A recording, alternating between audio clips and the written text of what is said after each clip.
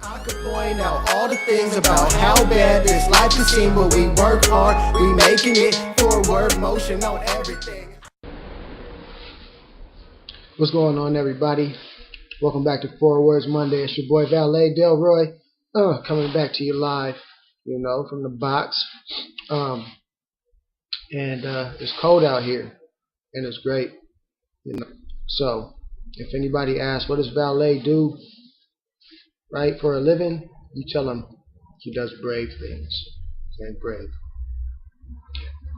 Anyway, welcome back to FourWords Monday, week 51. We only got one more Monday left after this, and that's really going to be great. It's going to be just as simple as these, and I love this.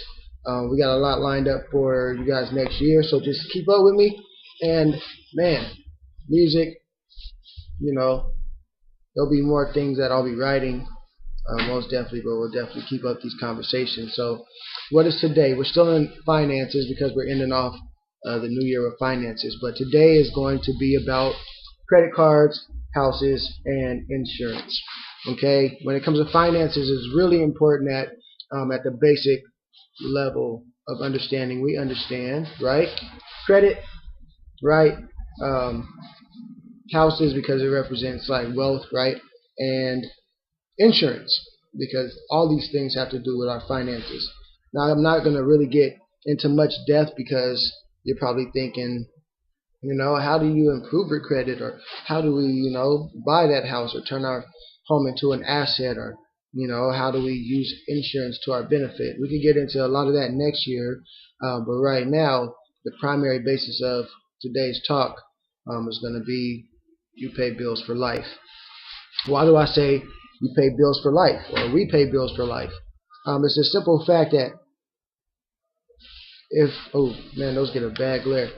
If we have credit cards, houses, okay, or insurances, those are things, and things are worth value, and we spend money on those things.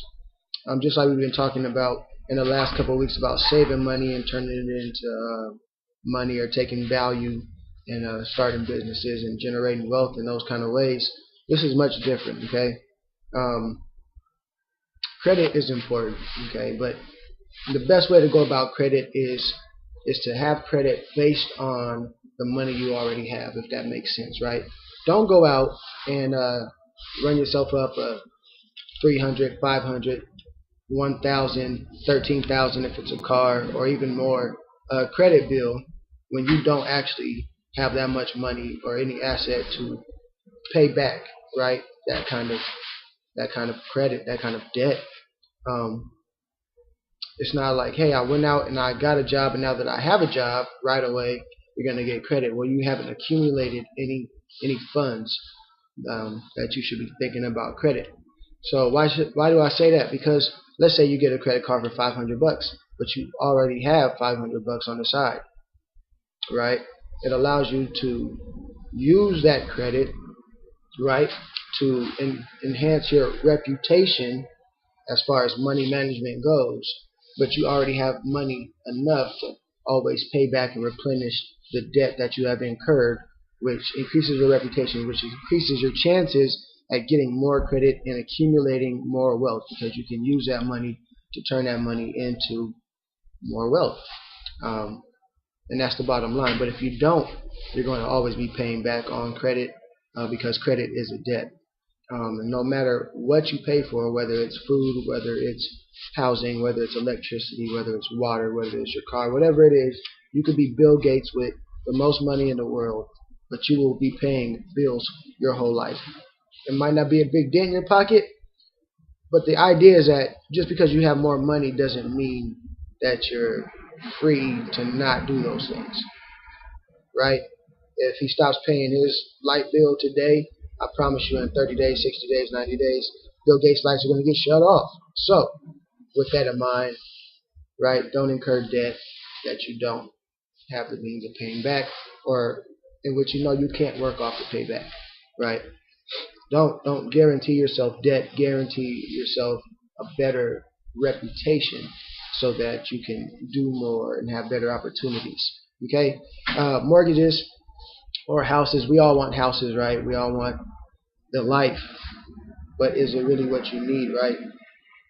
What better is a 5-bedroom house than a 3-bedroom house or a 2-bedroom house, small place somewhere in a small town?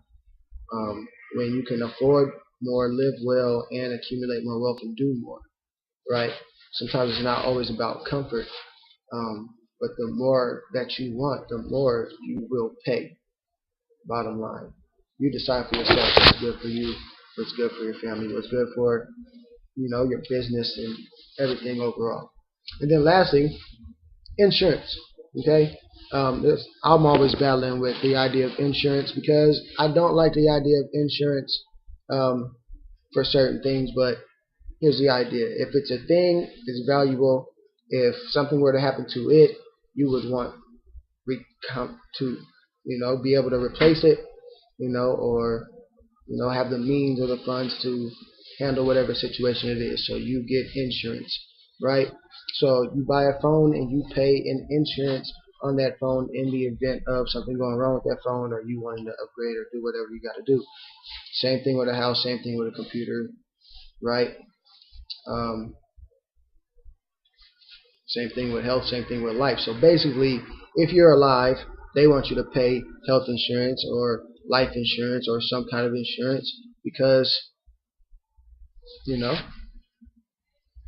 that's what it's worth.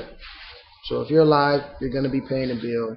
You're going to be paying a bill, at least have the best kind of reputation so that you can have the best kind of opportunity when it comes to your credit, when it comes to houses, and when it comes to insurance.